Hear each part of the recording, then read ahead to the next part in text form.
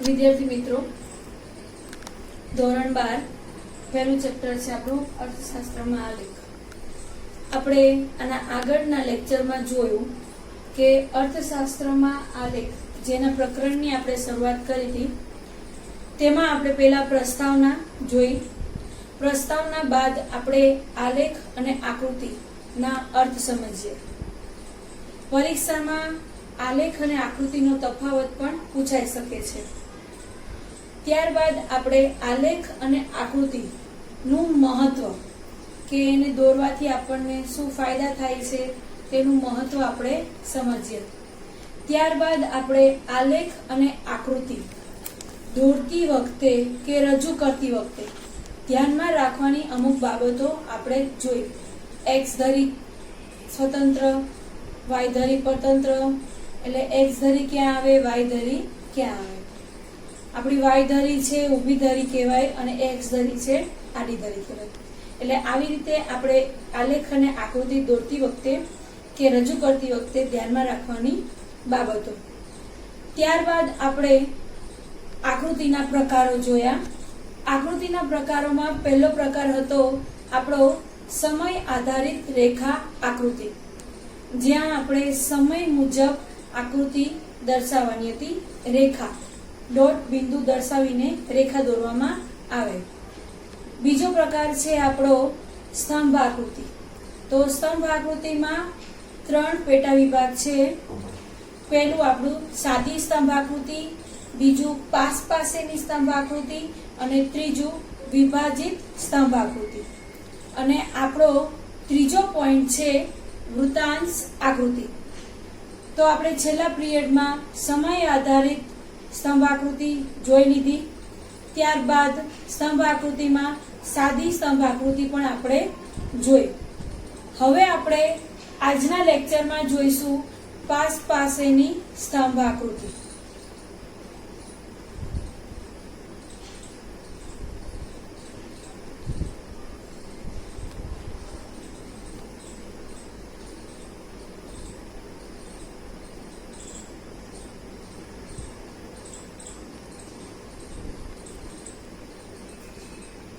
કે જેમાં એક થી વધારે ચલ આપણને આપેલા હોય, એક કરતા વધારે માહિતી આપેલી હોય અને આપણે આલેખની અંદર બધી માહિતી આપણે એક સાથે દર્શાવી હોય ત્યારે આ પાસ પાસેની સ્તંભ આકૃતિ દોરવામાં આવે છે.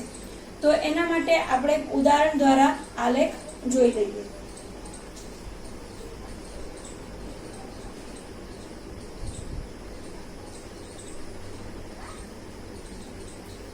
તો અહીંયા ઉદાહરણ આપેલું છે આકૃતિ.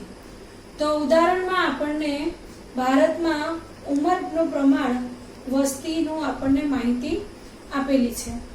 તો ઉંમર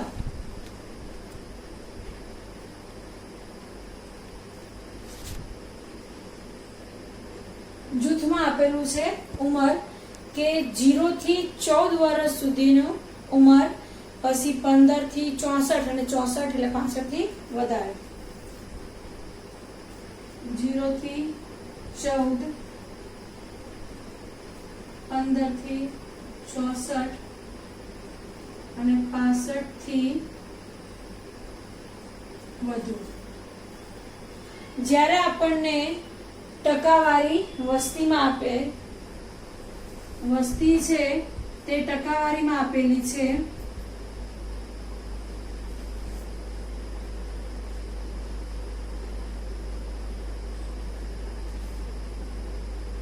તો એમાં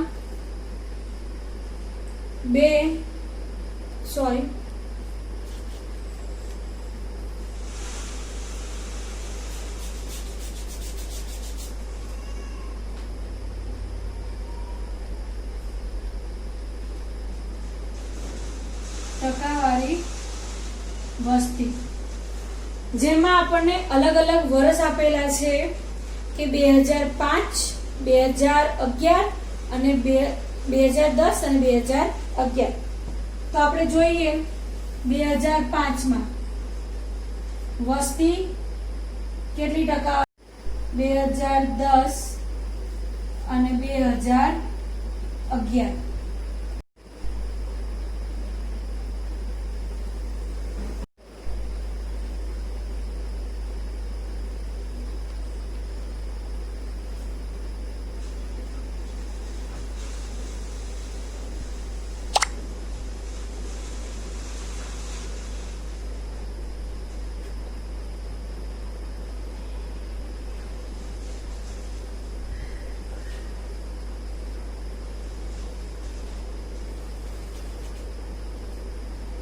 તો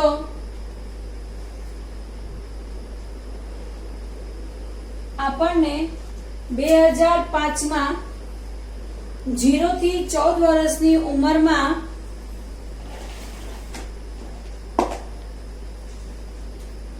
આપેલું છે 32.78.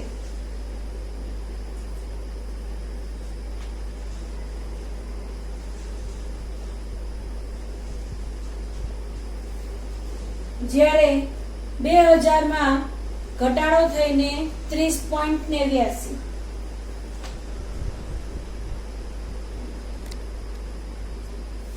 તો આપણે અહીંયા 2005, 2010, 2011 ટકાવારી 32.78, 30.89, 30.5 એવી રીતે આપણને ટકાવારી આપેલી છે.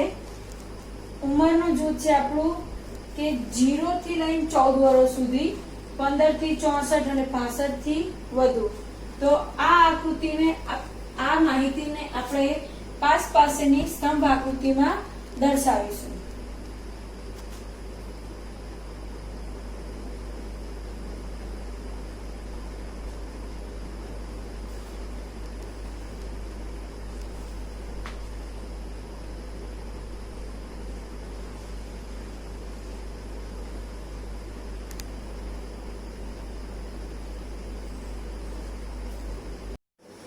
આલેખની અંદર વાય ધરી જે છે ત્યાં આપણે ઉંમર અને જૂથ દર્શાવવાનું રહેશે.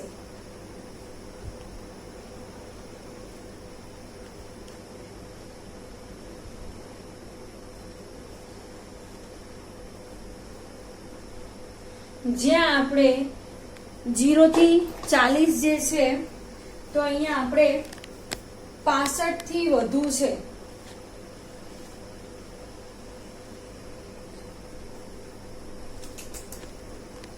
તો 10-10 નો ગાળો લેશું. 10, 20, 30, 40, 50, 60 ને 70. 60 અને 70 વચ્ચે 65 થી આવી જાય. 2005 તો 2005 માં 34.78. તો 34 આવે 30 અને 40 ની વચ્ચે.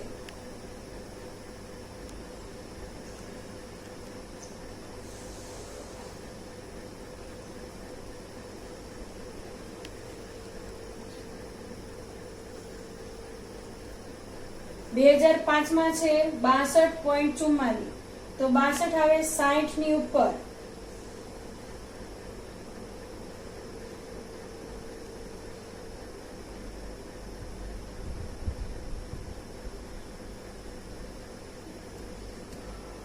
અને 65 થી વધુ 2005 માં છે 4.78.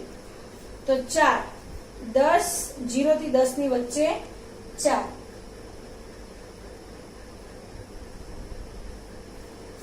આ છે આપણી પાસેની સ્તંભ આકૃતિ.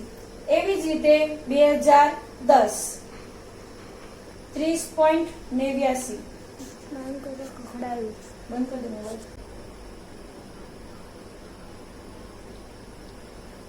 63,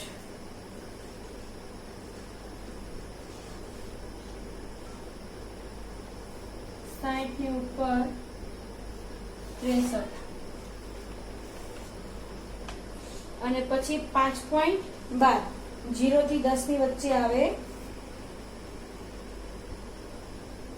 5.12. એવી જ રીતે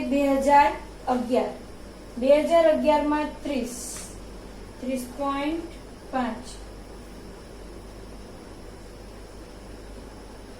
પછી આવશે 64.3.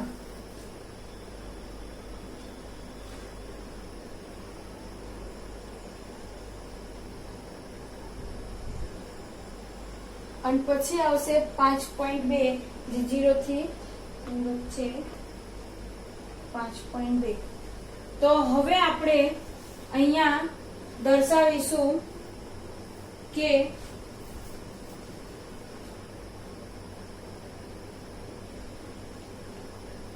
આ જે છે એ નિશાની 0 થી 14 ઉંમરનાની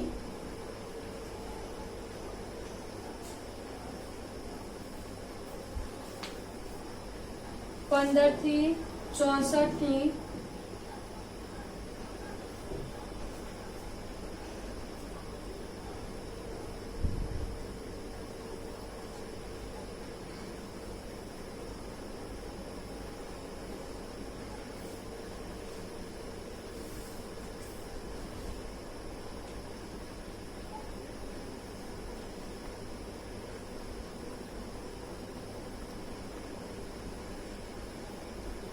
અને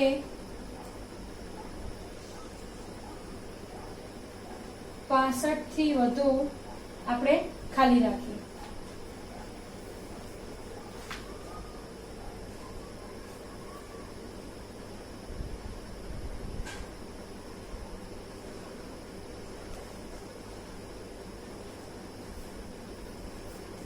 તો આ આપણી છે પાસેની સ્તંભાકૃતિ, જેમાં આપણે વાય ધરી પર ઉંમર જૂથ દર્શાવવામાં આવ્યું છે, જે આપણી ઊભી ધરી છે.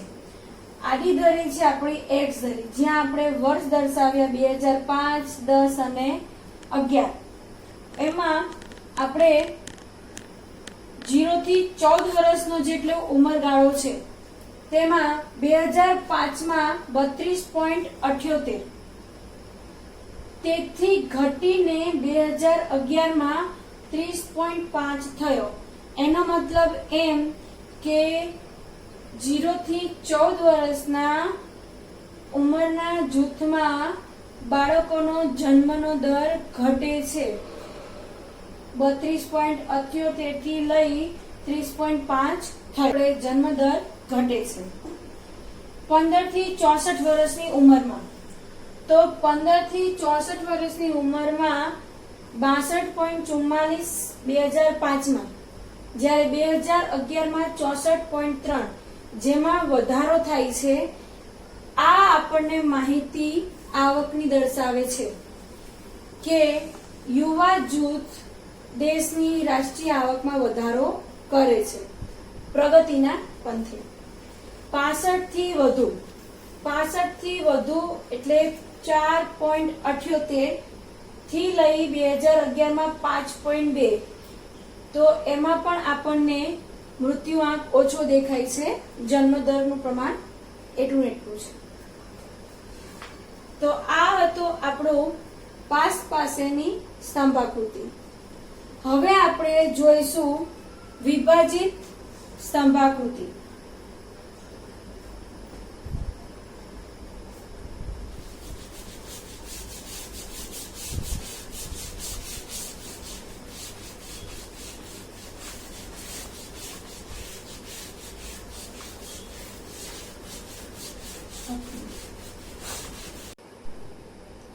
તો હવે આવે છે વિભાજિત સ્તંભ આકૃતિ.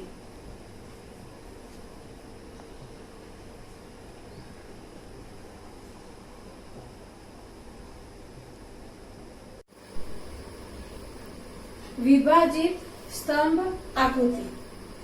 તો વિભાજિત સ્તંભ આકૃતિમાં જ્યારે સ્તંભ આકૃતિના દરેક સ્તંભના મૂલ્યોને એકથી વધુ વિભાગોમાં વહેંચવામાં આવે ત્યારે વિભાજિત સ્તંભ આકૃતિ બને છે.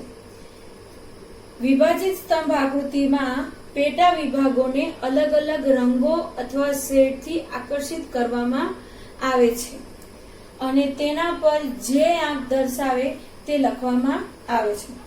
તો હવે આપણે જોઈશું વિભાજિત સ્તંભ આકૃતિનું ઉદાહરણ.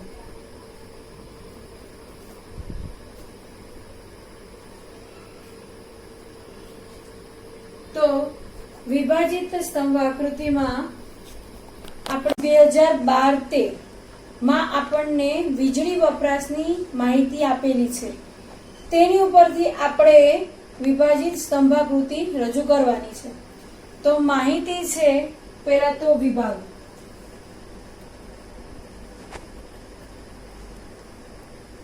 વીજળીનો વપરાશ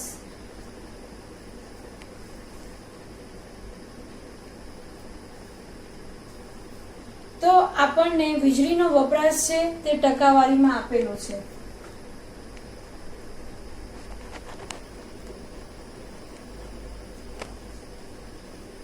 વિભાગ છે આપણો કે અલગ અલગ ઘર વપરાશ, ખેતી, ઉદ્યોગ, ટ્રાન્સપોર્ટેશન, પછી અન્ય, એવી રીતે. તો પહેલું છે આપણું ઘર વપરાશ.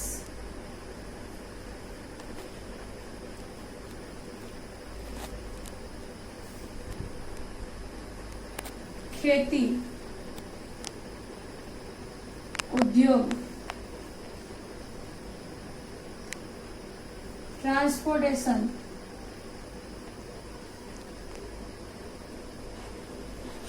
અન્ય, અને પછી આવશે આપણું કુલ.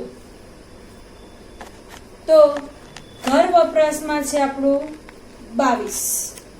અહીંયા વીજળીનો વપરાશ છે 22%, 18%. ખેતીમાં છે આપણું 18% અને ઉદ્યોગમાં છે 45%. ટ્રાન્સપોર્ટેશનમાં 2. પછી છે અન્યમાં છે 13. તો કુલ આપણા 100 થવા જોઈએ.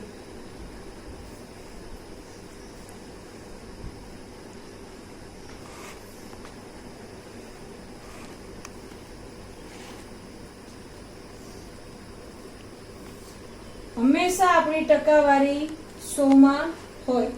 તો આના પરથી આપણે વિભાજિત સ્તંભ આકૃતિ દર્શાવીશું.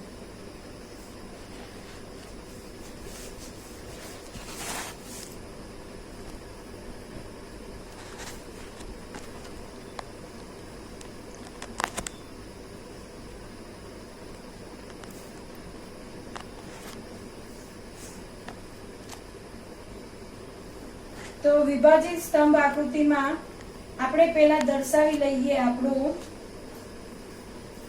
વાયધરી.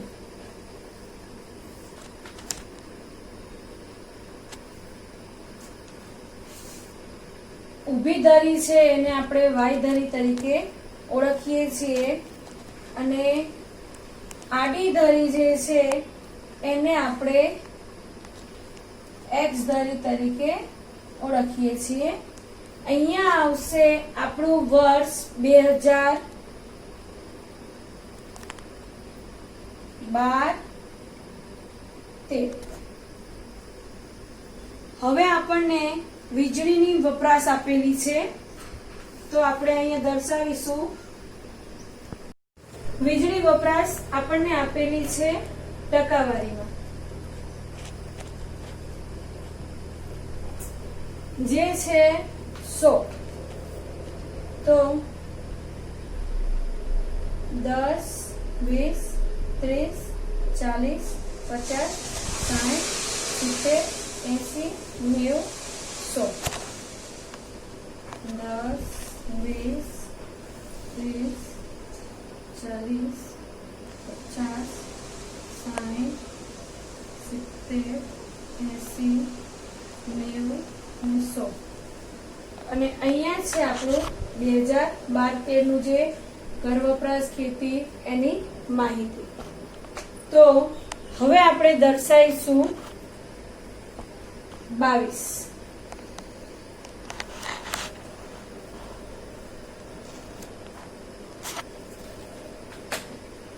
તો 20 અને 30 ની વચ્ચે 22 આવે.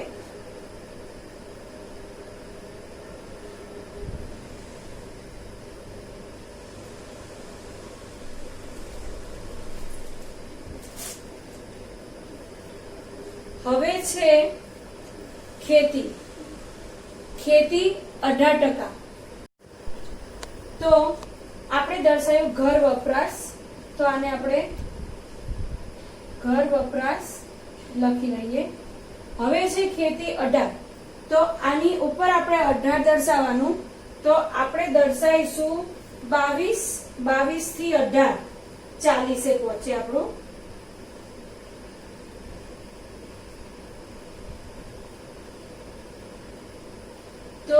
આ છે આપણી ખેતી.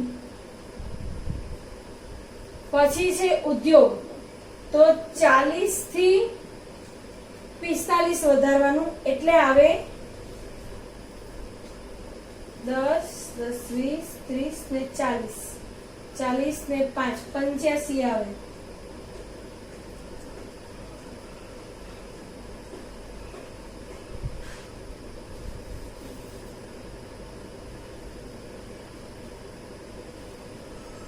આ છે આપણું ઉદ્યોગ. પછી છે આપણું ટ્રાન્સપોર્ટેશન જે છે 2 એટલે 85 થી 2 87. આ છે ટ્રાન્સપોર્ટેશન.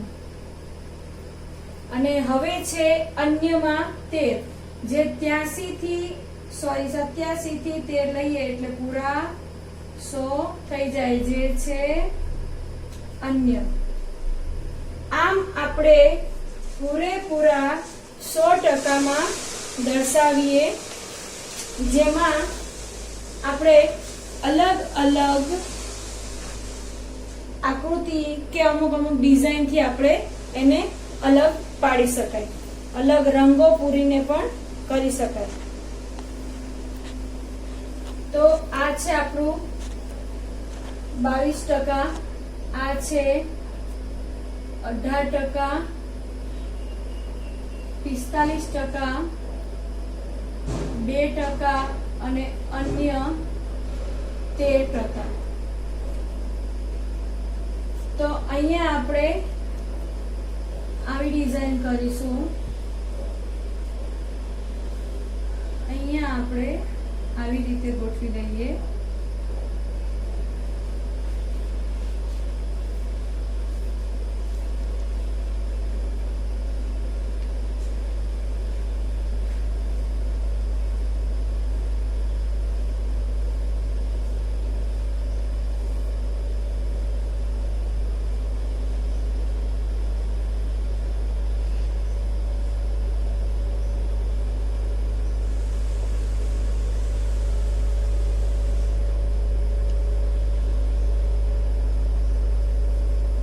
તો આ છે આપણી વિભાજિત સ્તંભ આકૃતિ કે જેમાં આપણે એક જ સ્તંભની અંદર અલગ અલગ વિભાજન આપણે કરીશું.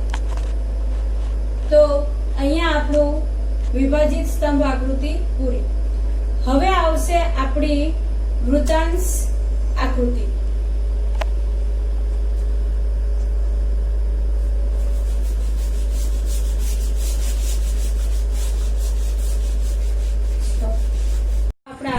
આકૃતિના પ્રકારમાં છેલ્લો ત્રીજો પ્રકાર છે વૃત્તાંશ આકૃતિ.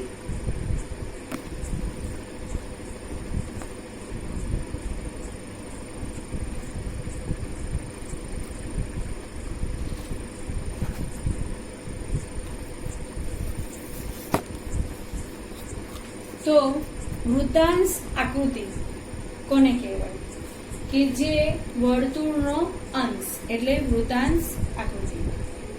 કુલ માહિતીના પેટા વિભાગોને આપણે વર્તુળના અંશના પ્રમાણમાં દર્શાવવામાં આવે કે દોરવામાં આવે ત્યારે તેવી આકૃતિને આપણે વૃત્તાંશ આકૃતિ કહે છે, જે આપણે આગળ તેનો અર્થ સમજી ગયા. તો હવે વૃત્તાંશ આકૃતિને આપણે ઉદાહરણ દ્વારા સમજીશું.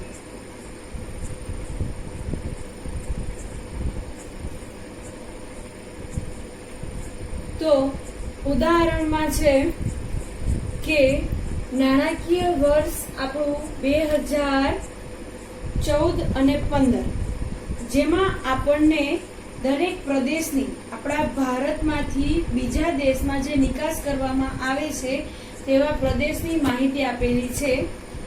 તો એમાં પ્રદેશો છે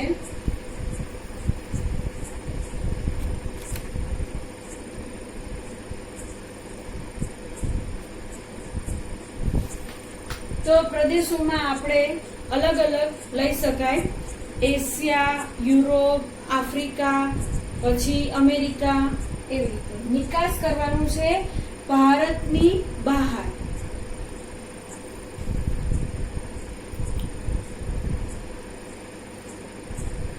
એશિયા, યુરોપ,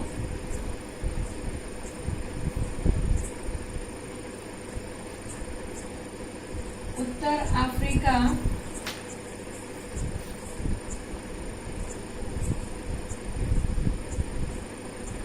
અમેરિકા, ત્યારબાદ આવે છે અન્ય અને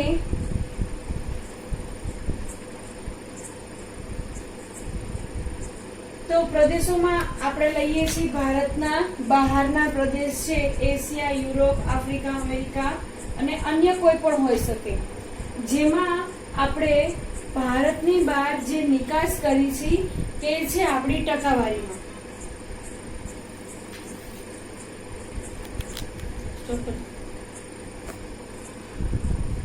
શું કરું? ભારતની નિકાસ આપણે એશિયામાં કરે છે 50%, યુરોપમાં થાય છે 18%,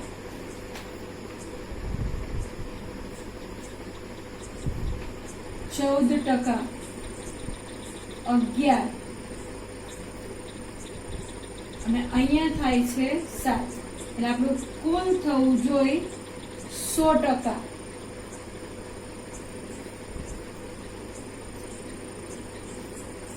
હવે આપણે વૃતાંશ નો આકૃતિ દોરવાની છે, વૃતાંશ આકૃતિ. એટલે પહેલા આપણે વૃતાંશ શોધી લેશું.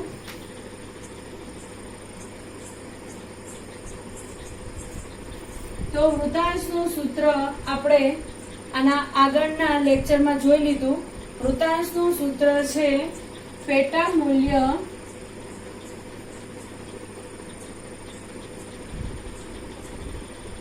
છેદમાં કુલ મૂલ્ય ગુણ્યા 360 અંશ સેલ્સિયસ. તો પેટા મૂલ્ય આપણું છે 50, કુલ મૂલ્ય છે આપણું 100.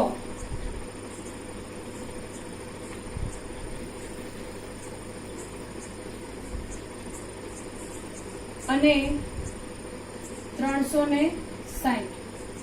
એવી જ રીતે અહીંયા પેટા મૂલ્ય છે 18 છેદમાં 100 ગુણ્યા 360, 14 100 360, 11 છેદમાં 100 ગુણ્યા 360 અને છેલ્લું છે 7/100 ગુણ્યા 360. તો આપણે હવે કેલ્સીની મદદથી શોધીશું વૃતાંશ.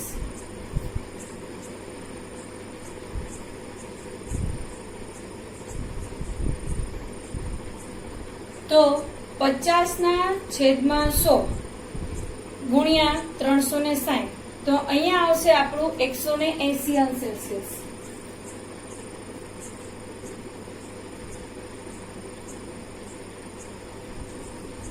અહીંયા મેં પોઈન્ટ પછી 0 મૂક્યું કેમ કે આગળ આપણે પોઈન્ટમાં જવાબ આવશે.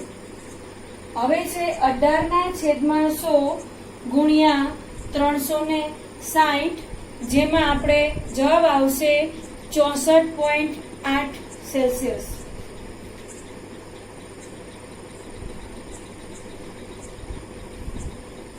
એના પછીનું છે 14/100 ગુણ્યા 360. તો કેલ્સીની મદદથી આપણે કરીએ તો આવશે 50.4.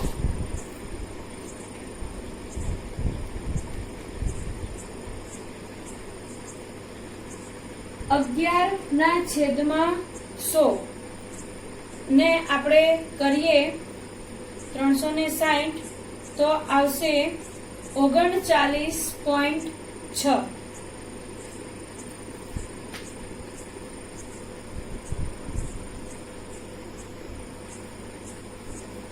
એવી જ રીતે આપણું અન્યમાં છે 7, તો 7/100 ગુણ્યા 360.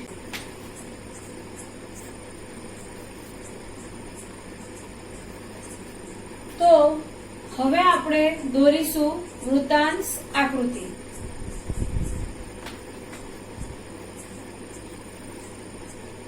આપણે પરિકરના માપથી પેલા વૃત્તાંશ દોરવાનું છે.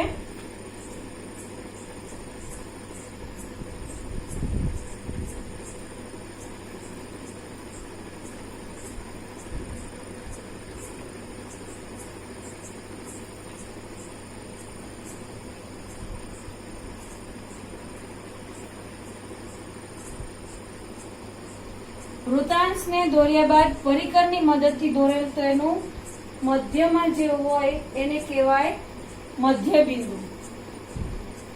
મધ્યબિંદુની મદદથી આપણે અલગ અલગ ત્રિજ્યાના માપમાં દોરીએ જેથી આપણું વૃત્તાંશ આવૃત્તિ તૈયાર થશે. તો વૃત્તાંશમાં આપણું પ્રદેશ એશિયામાં ભારતની નિકાસ કરી છે 180. તો પૂરેપૂરું માપ 360°C હોય તો એનું અડધું આ 180°C હોય જે છે આપણું એશિયા. યુરોપમાં છે 64. તો ત્રિજ્યાની પરિકરના માપથી ત્રિજ્યા આપણે સ્કેલથી દોરીશું 64.8. પછી આવે છે 50 પોઈન્ટ અને પછી આવે છે 39 અને છેલ્લું જે વધશે એ આપણું 25 નું જ માપ વધશે. 64.8 50.4 39.6 અને 25.2. આ છે આપણી વૃત્તાંશ આકૃતિ. વૃત્તાંશ આકૃતિને આપણે અલગ અલગ રંગ દ્વારા કે અલગ અલગ ડિઝાઇન દ્વારા પણ આકર્ષિત કરી શકાય છે. તો આપણે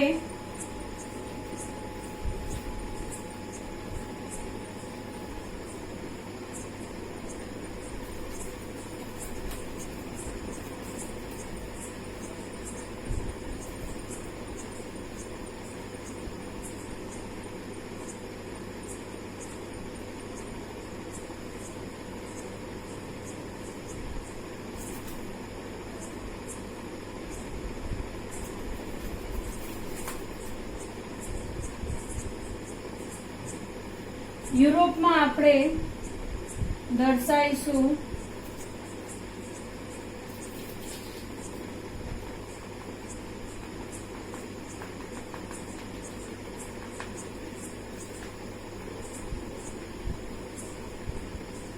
ઉત્તર આફ્રિકામાં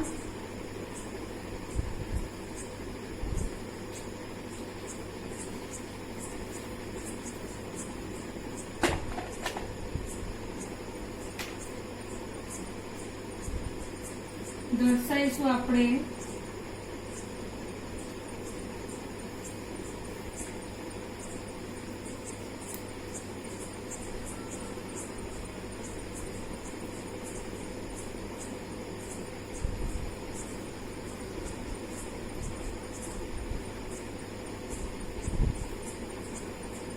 અમેરિકામાં દર્શાવીશું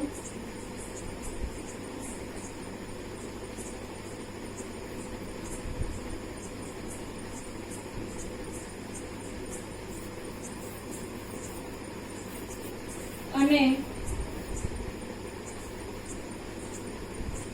અન્યમાં આપણે એમ જ રાખીશું. તો આ છે આપણી વૃત્તાંશ આકૃતિ. વૃત્તાંશ આકૃતિમાં આપણે યોગ્ય ત્રિજ્યા લઈ વર્તુળ દોરી જુદા જુદા પ્રદેશોને આપણે વૃત્તાંશ મુજબ વિભાજિત કરી વૃત્તાંશ આકૃતિ દોરી લીધી આપણે, જેમાં અલગ અલગ પ્રદેશોને આપણે અલગ અલગ રીતે દર્શાવી. તો આ હતી આપણી વૃત્તાંશ આકૃતિ.